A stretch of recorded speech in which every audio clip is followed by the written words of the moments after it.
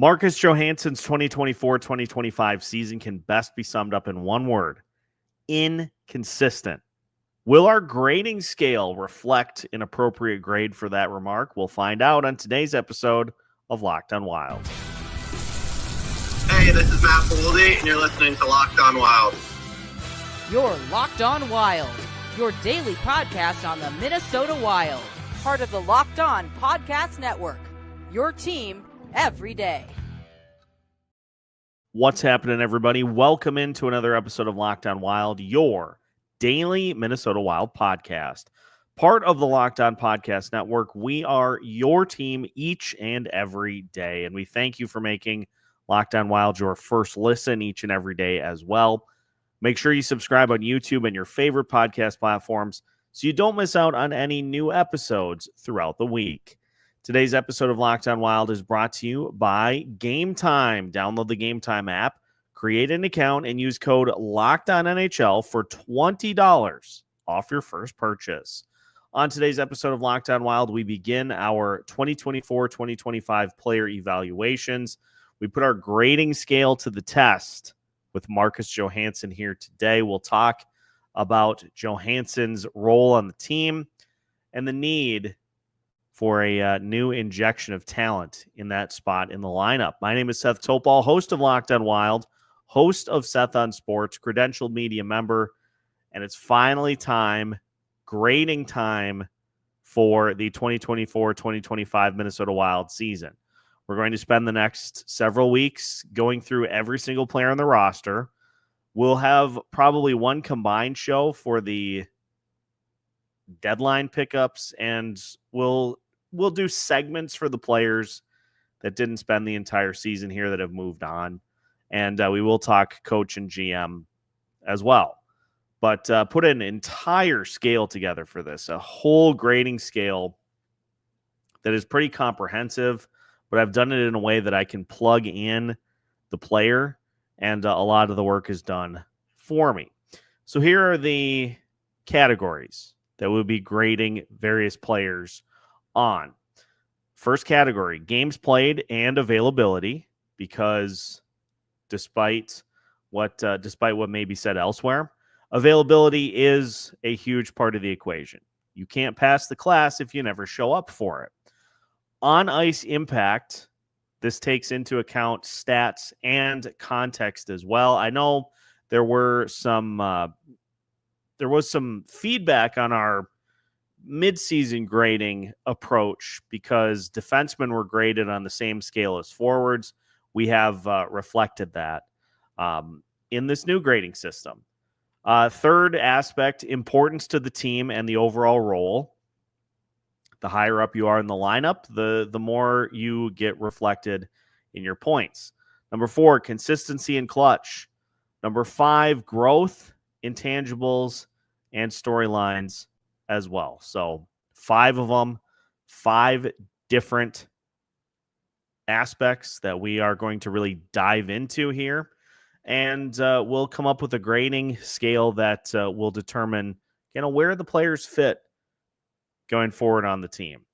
So Marcus Johansson, this past season, he had 11 goals, 23 assists, 34 total points in 72 games played. He had 121 shots on goal in the 72 games played, shot 9.1%, played roughly 16 minutes, 23 seconds per night, and had 25 blocks, 49 hits, had a Corsi 4 percentage of, I think, 51.1 in all situations, which is slightly above 50%, but it's a drop from where he has been over the last couple of seasons. Other numbers to take into account, point shares. He had 1.3 points on offense, 1.2 points on defense, 2.4 total point shares for Marcus Johansson this season. As far as his ranks go amongst the rest of the team, the 34 points that Johansson had were 6th on the team, just in front of Jared Spurgeon and just behind Freddie Gaudreau. His shots on goal were 8th with 121. His 11 goals was tied with Ryan Hartman for 8th on the team, and his assists were 6th on the team, just ahead of Freddie Gaudreau and just behind Jared Spurgeon. Now, as far as Johansson goes for contributions elsewhere, he had 1 power play goal this season and 5 power play assists. So 6 total power play points for a guy who mostly played 5-on-5. And, he's really a power play 2 guy, if at all, for whatever team he's playing for. Now, in the postseason, Johansson had 2 assists, 2 total points in the 5 games that he played. He registered 5 shots on goal in the 5 games on 18 total attempts. So, again, right at about a shot per game, which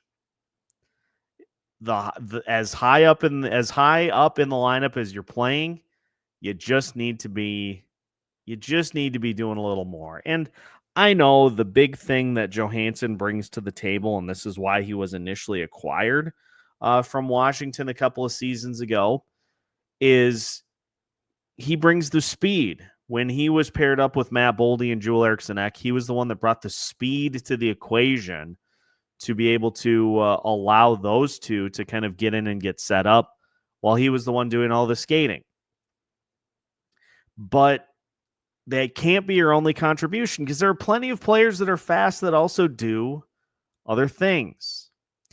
And it has led to, I think, a lot of frustration with just, you are getting very low numbers for a spot in the lineup that is, I think, just a crucial spot, and one that you desperately need to get some better things from if you're going to be a team that legitimately competes in the Western Conference. And you look at some of these other teams in the Central Division, for example, and you look at what they are getting from second line wings.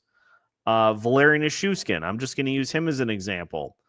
He had 21 goals, 44 points, but still the 21 goals on that spot in the lineup. If we go to the Dallas Stars, I know Tyler Seguin missed some time, but flip over to the other side. Matt Duchene, he had 82 points and 30 goals on a second line wing spot for the Dallas Stars. For the Winnipeg Jets, Cole Perfetti is a wing. He had 50 points and 18 goals. The St. Louis Blues, from their second line wing spots, Jordan Kyrou played a second line wing. Dylan Holloway had 26 goals, 37 assists. Kyrou had 36 goals.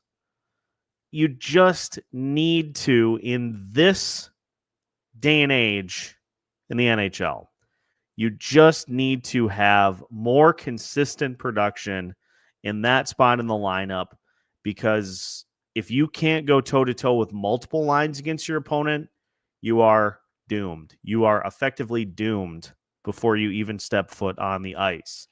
And the evaluation for Marcus Johansson sounds a little something like this. Marcus Johansson showed up on the score sheet just enough to avoid being completely invisible, but his overall impact was minimal. His speed is declining, and with younger players pushing for ice time, Johansson's spot in the lineup felt more like a placeholder than a weapon.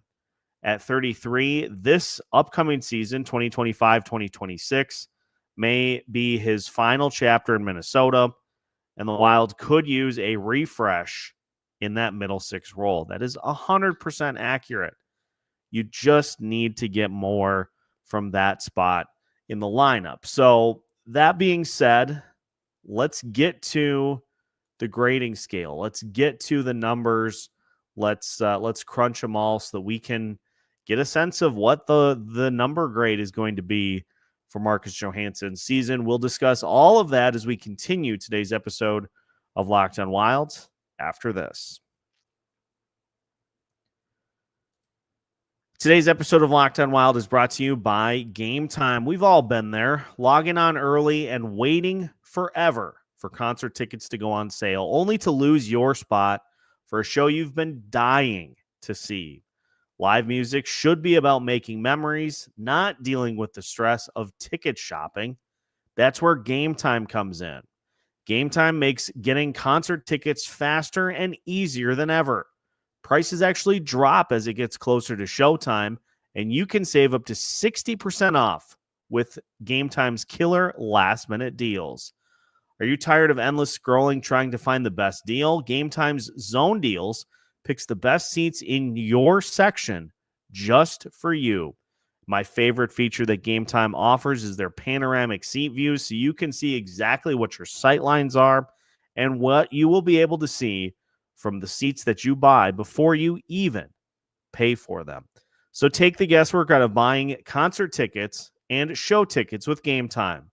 Download the Game Time app, create an account, and use code LOCKEDONNHL for $20 off your first purchase. Terms apply. Again, create an account and redeem code LOCKEDONNHL for $20 off. Download Game Time today. Last minute tickets, lowest price guaranteed. Welcome back to today's episode of Locked On Wild. Once again, we thank you for making Locked On Wild your first listen each and every day. Make sure to hit that like and subscribe button on YouTube so you don't miss out on any new episodes throughout the week. We are rapidly approaching 3,500 YouTube subscribers. So let's see if we can get that with today's episode. Again, just hit that like button, hit that subscribe button. And if you're listening on one of the many audio platforms, we appreciate having you along for the ride. And make sure to subscribe and leave us a review if you are so inclined on either Apple Podcasts or Spotify as well. Before we dive into the grading, I had a lot of people asking about Denny's latest show and wondering when it was going to be, where it is. Well, waiting to get word back. Denny, the last update I had from him is not doing well as of right now. So we are just waiting for him to get back to where he feels he's able to do a show. We're just gonna keep that seat open, and when he's ready to return, we'll certainly welcome him back. But you know how it is. Health's got to come first. So best wishes to him, and I'll keep you as updated as I can on that situation. So let's get to the grading for Marcus Johansson. First category, games played and availability. Marcus Johansson played 75 games for the Minnesota Wild in total. That combines the regular season and postseason, and that number is not even accurate. Johansson played in 72 games for the Minnesota Wild in the regular season, but still, going on this grading scale, which awards points for games played from 65 to 74, Johansson gets 15 out of 20 for the games played portion of this grading system. On ice impact, stats, and context. His offensive stats included 11 goals and a total of 23 points, 23 assists. So 34 total points for Johansson, and that falls in the 0.3 to 0.49 points per game range, which is going to drop his score substantially. We're grading on a points per game scale for this method, and that is going to award him 5 points out of the possible 15 there, with some potential intangibles thrown in as well. He had a slightly negative Corsi for percentage and expected goals for percentage based on where he played in the lineup. He did also register power play and penalty kill time despite poor underlying metrics. So he does get a little bit of an analytical bonus as well. All told, 7 out of 30 points for the on-ice impact for Marcus Johansson this season.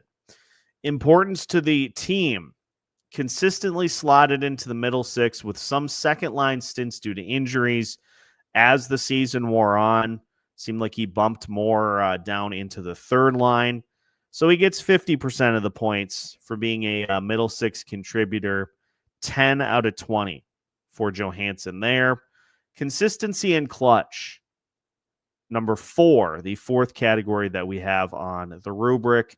Started slow, had a small scoring uptick in the middle part of the season, but largely disappeared down the stretch. Did not produce in big games, especially late in the season. So Johansson gets a 4 out of 15 in that portion of the rubric. And number 5, growth, intangibles, and storylines. At 33, wasn't expected to grow, but he did regress compared to previous seasons. Added a veteran presence, but little fire or push to elevate the team. Johansson gets a 3 out of 15 for that portion of the grading scale. So all told, games played, 15 points, on-ice impact, and that's out of 20. So 15 out of 20.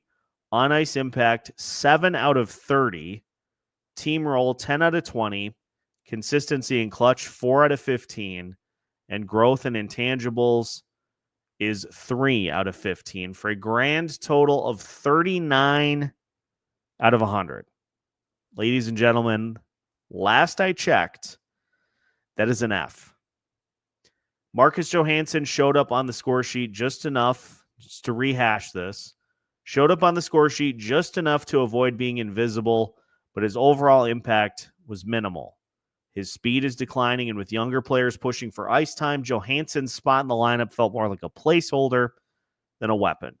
At 33, this season may have been his final chapter in Minnesota. That was before he re-upped. But it feels like the Wild could use a refresh in that third line role. And if you want to look at just the spreads throughout the season as well, which is why I think consistency is an important piece of the context for this, in addition to just overall production. So he had 11 goals total on the season, 3 of those in the month of April, another 3 of those in the month of March. So 6 of his 11 goals came in the final 2 months of the season. He had 1 goal combined in January and February, 1 goal in December, 2 goals in November, and 1 in October. So we're talking large stretches of games in which there was really no production. And for somebody who played as much second line as he did,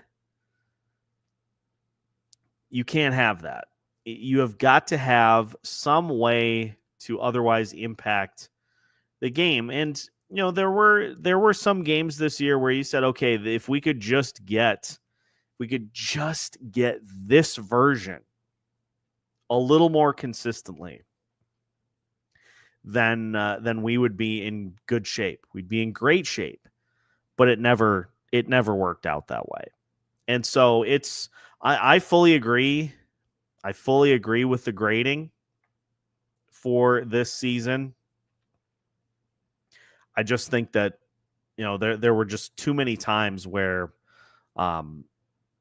you're just looking up, you're just looking for some level of impact, some level of production, and you're not getting it. So 39 out of 100 for Marcus Johansson. And on our grading scale, which again, in the A range, the A+ range, the franchise cornerstone, A range is elite and reliable. B range is a key contributor. C range is solid but replaceable. D range is a depth piece / disappointment. And anything below 50% needs a reset. Now, we'll talk about some options to reset that spot in the lineup and what we expect from Marcus Johansson for the 2025-2026 season. That's all on the way as we finish today's episode of Locked on Wild after this. Today's episode of Locked on Wild is brought to you by Monarch Money. Ever wish managing your money felt easier? With Monarch Money, it can. Whether you're growing your savings or planning a big purchase, Monarch puts you in the driver's seat. It's like having your own personal CFO, giving you full visibility and control over your finances. Monarch Money is more than a budgeting app. It's a complete financial command center. You can track all of your accounts, investments, and spending in one place. So in addition to managing your money, you can also start building your wealth. One of my favorite features of Monarch Money is the ability to take multiple different aspects of your wealth, whether it be finances, credit cards, loans, or just your regular bank account. You can get all of the updates you need in one place. No more sifting through apps. Monarch Money controls it all in one spot. So take control of your finances with Monarch Money. Use code LOCKEDONNHL at monarchmoney.com for 50% off your first year. That's monarchmoney.com, code LOCKEDONNHL for half off your first year. Final segment of today's episode of Locked on Wild. And once again, we thank you for making Locked on Wild your first listen each and every day. Again, make sure to hit that like and subscribe button if you have not already, so you don't miss out on any new episodes throughout the week. And with the amount of evals that we have, I know we are in the part of the year where we are given the option to go into off-season mode. I kind of want to get these done. So we're going to rapid fire these player evals throughout the rest of the month. Then in August, we're going to have a little road trip with all the other Locked On NHL hosts. So be on the lookout for that. And then when we get to September, we are flipping to full season preview mode. Every question that could possibly be asked will be answered leading up to the start of the season in October. So, Marcus Johansson falling under the team needs a reset category. So what are the Wilds going to do in this spot? Well, that's where Vladimir Tarasenko comes into play. Now, he will be given the opportunity to win that spot outright throughout the early part of the regular season. And Vladimir Tarasenko, he's not a speed demon by any stretch of the imagination, but he represents an upgrade in the shooting department. So the Wild are going to give that a shot, pun intended, to see if getting somebody that's a little bit more of a consistent shooter in that role could lead to better results on line two. If it works, that'll be Vladimir Tarasenko's job to hold as long as he is consistently producing there. If that doesn't work, then you start to look at different options to hop into that spot to try to complement whatever combination of second-line players we have, whether it be Matt Zuccarello on that line, whether it be Joel Eriksson-Ek, whether it be Marco Rossi, whether it be Matt Boldy. Whatever combination the Minnesota Wild utilize for that second line, you could see Liam Ohgren get an opportunity to try to elevate into that role using that profile of size that he brings to the table and the ability to kind of get right up to the net and pepper shots. He could be an option that is looked at for that second line spot if things don't work out with Vladimir Tarasenko. If that option is not one that they go with, they could elect to go with Ryan Hartman, who we know is a shooting type player. More of a shooter than Marcus Johansson for sure. He could be another player that gets a look in that spot, depending on how he's playing and depending on how things are going with the rest of the roster in the early part of the season. If Danilo Yurov lights it up and plays his way higher up into the lineup, it feels like this is a logical spot for him to kind of get acclimated. On the second line, just out of the big pressure cooker spot, still a lot of pressure to be a second line player for any team, let alone the Minnesota Wild. But it does feel like if he comes in and shows, okay, this kid is further along in his process than we thought he would be, it feels like that's a spot that, that he could be handed. And the team says, just try not to crash it. Here's the keys. Bring it back with a full tank when you're done with it. That kind of a thing. So the Wild have options. We talked about this last week. The Wild have options to elevate into that second line spot if things with Vladimir Tarasenko don't go according to plan. There is one other approach that the Minnesota Wild could take with that spot as well. That could be the spot that is addressed at the trade deadline. Depending on who is available, depending on what the ask is, depending on where particular teams are at in the standings at the point of the trade deadline, that could be an opportunity as well to upgrade the top six, is to just ship some prospects and picks out to fill that spot. There is salary cap space to do a move like that this upcoming season. So there are options to upgrade that spot if needed. It just depends on how long of a leash Vladimir Tarasenko is given and the order in which the Wild try to plug in that spot if Tarasenko doesn't work. If he does work out, then end of story. You don't have to really worry about it. But if he doesn't, then you got to just kind of start going down the line and figuring out, okay, who the heck are we going to have? Who the heck are we going to have occupy this spot? Now, to flip it, as we mentioned, Johansson signed for $800K for this upcoming season. What do we see the future holding for Marcus Johansson after this season is done? And again, I'm just going to point out there too, like I know that many have penciled him in on the roster, but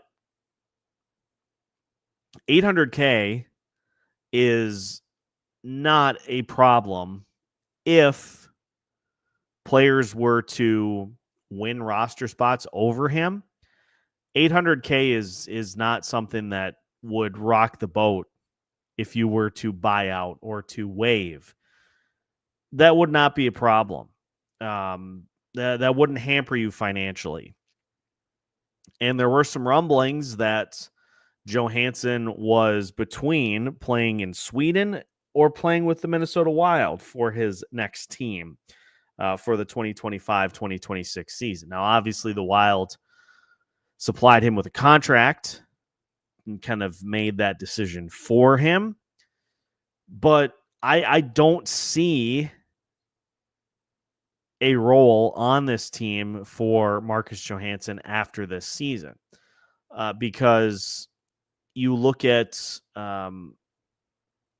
the rest of kind of what is coming up for this team and some of the players in Iowa that could a year from now be challenging for ice time at the NHL level. Riley Heidt could certainly be a name that is knocking on the door for some NHL time. That would be a spot that could be occupied. You've got names like Hunter Haight, who could potentially take a leap this year.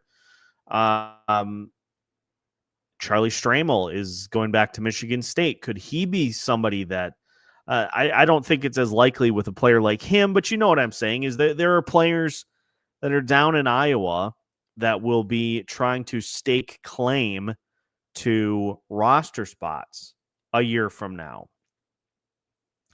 And I feel like the fact that this was a deal given less than $1 million basically vet minimum, was this is it. This is the last one we're going to give you. And after that, we're going to look to fill in internally. So one of the other things we'll do as we go through these evals is kind of look at what the future holds for these particular players. And I feel pretty confident in saying I think this is the end of the line, last ride for Marcus Johansson in a Minnesota Wild uniform. And after that, the team will look to fill that roster spot from within or via trade or something along those lines. So Marcus Johansson squarely in the needs a reset portion of the Locked On Wild official player grades for the 2024-2025 season. His overall grade, a 39 out of 100 for this season. What do you think Marcus Johansson's grade should be? Although I don't think anybody's going to supremely object. There may be some that think the grade should be higher, but I don't think there's anybody that is going to say that it should be lower because it really can't be.